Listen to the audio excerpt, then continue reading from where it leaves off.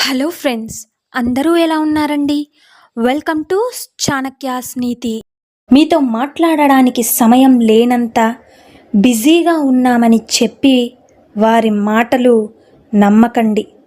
వారికి కావలసిన జాబితాలో మీరు లేరు అన్న నిజాన్ని గ్రహించండి.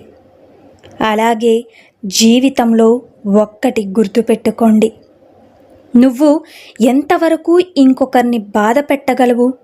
వారు నిన్ను ప్రేమిస్తున్నంత వరకు మరియు మీపై విరక్తి చెందనంత వరకు అంతే. ఏ రాత రాసిన కాగితం తనలో దాచుకుంటుంది, కానీ కొన్ని రాతలు మాత్రమే కాగితాన్ని మనం దాచుకునేలా చేస్తాయి.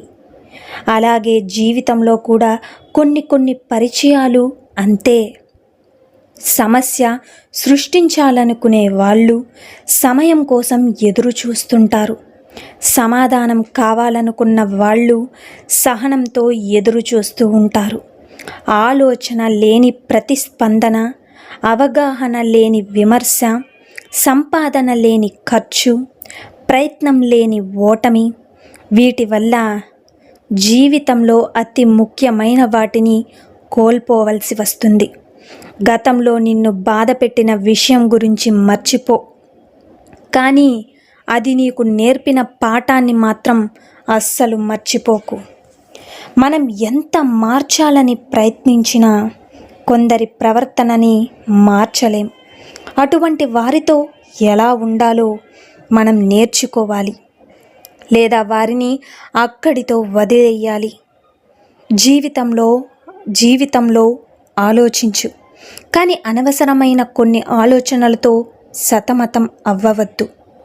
మన సహాయం ఎప్పుడూ ఒకరి కడుపు నింపేలా ఉండాలి, కానీ మన అవసరం కోసం ఇంకొకరి కడుపు కొట్టేలా కాదు.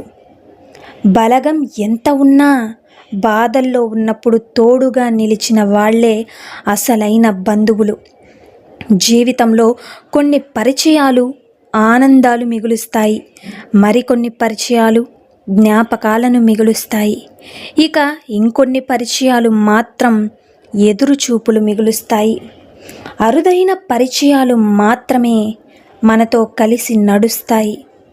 జీవితంలో మంచి రోజులు చూడాలి అంటే కొన్ని చెడ్డ రోజులను తప్పక దాటాలి.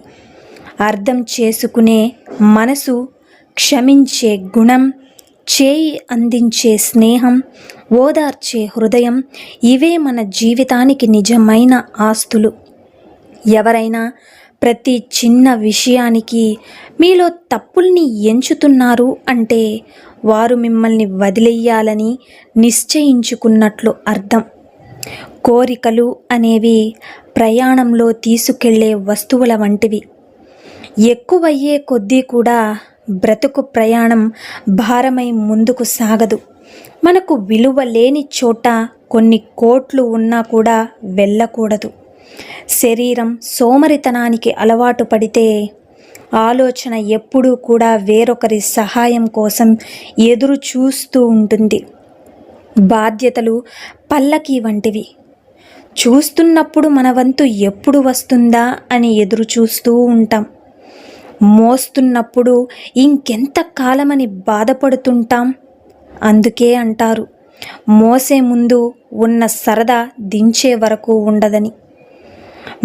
మనిషిలా బ్రతికేది తల్లి గర్భంలో ఉన్నంత కాలమే. ఎందుకు అంటే అక్కడ ఎవ్వరూ తప్పు చెయ్యరు.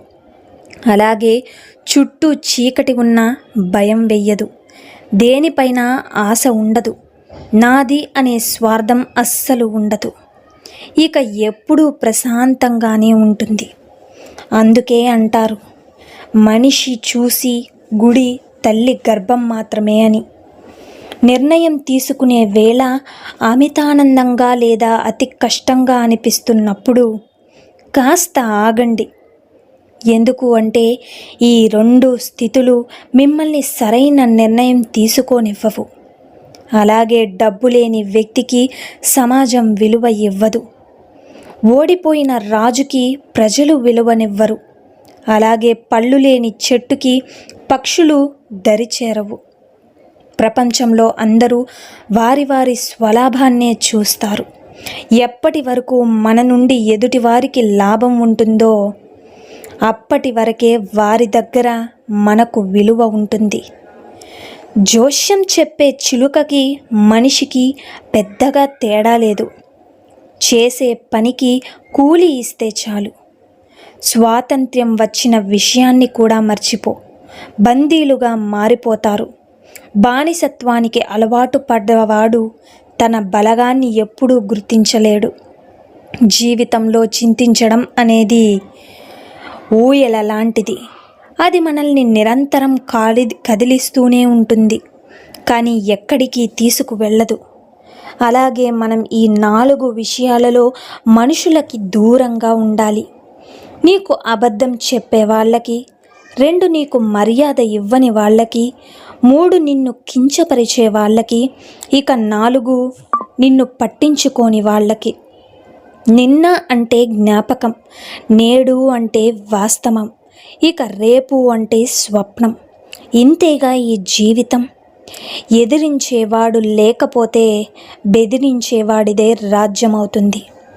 మనం పుడితే తల్లి సంతోషపడాలి, అలాగే పెరిగితే తండ్రి గర్వపడాలి, ఇక బ్రతికితే సమాజం ఇష్టపడాలి, ఇంకా చస్తే శత్రువు కూడా కన్నీరు పెట్టాలి. ఇదే కదా జీవితం. మనిషిలో 3 రూపాలుంటాయి. మొదటి రూపం ప్రపంచానికి చూపిస్తాడు. రెండవది కుటుంబానికి, ప్రాణ స్నేహితులకి మాత్రమే చూపిస్తాడు. ఇక 3వ రూపం ఎవరికీ చూపించడు. అదే మనిషి యొక్క అసలు నిజస్వరూపం. మన పని మనం చేసుకుంటున్నా కూడా అనేవాళ్ళు, విమర్శించేవాళ్ళు వాగుతూనే ఉంటారు. ఒక్కటి గుర్తుపెట్టుకోండి, ఆటలో ఉన్నప్పుడు గోల చేసేదే ప్రేక్షకులే తప్ప ఆడేవాళ్ళు కాదు. వద్దని విసిరేసిన విత్తనమే బలమైన వృక్షంగా ఎదిగినప్పుడు నిన్ను వద్దని వదిలేసి వెళ్ళిన వారిని తలుచుకుంటూ బాధపడకు. అలాగే నీకు ఎదగడానికి వచ్చిన అవకాశాన్ని అస్సలు వదులుకోకు. ఉన్నవాడు చచ్చిపోయాడని విగ్రహం పెట్టి మాల వేయడం కన్నా కూడా లేనివాడు చావకూడదు అని ఆకు వేసి అన్నం పెట్టడం చాలా మంచిది. నువ్వు ఉన్నా లేకున్నా కాలం ఆగదు. నువ్వు ఉన్నప్పుడు నీలో మంచిని బ్రతికించు. నీవు లేకపోయినా కూడా కాలం నిన్ను మరువని విధంగా జీవించు. అర్థమైంది కదండి? సో చూశారు కదండి ఇవాల్టి వీడియో. ఈ వీడియో మీకు నచ్చిందని అనుకుంటున్నాను. నచ్చితే చిన్న లైక్ చేయండి. అలాగే మన ఛానల్ని అయితే ఎవరైతే స్టార్టింగ్ చూస్తున్నారో వాళ్ళంతా కూడా సబ్స్క్రైబ్ చేసుకోవడం మర్చిపోద్దండి. పక్కనున్న బెల్ సింబల్ని క్లిక్ చేయండి. నేను పెట్టే ప్రతి వీడియో మీకు నోటిఫికేషన్ రూపంలో అయితే వచ్చేస్తుంది. మనిషి ఎలా బ్రతకాలి, అలాగే మనం వద్దు అనుకున్న వాళ్ళు ఎలా ప్రవర్తిస్తారు అన్నదైతే మీరైతే ఈరోజు ఈ వీడియోలో తెలుసుకున్నారు కదా. So thank you for watching friends. రేపటి వీడియోలో అయితే మరిన్ని మోటివేషనల్ వీడియోస్తో, మరిన్ని మంచి సూక్తులతో, జీవిత సత్యాలతో మళ్ళీ రేపటి వీడియోలో మనం కలుసుకుందాం. అప్పటి వరకు చూస్తూనే ఉండండి మన ఛానల్ని.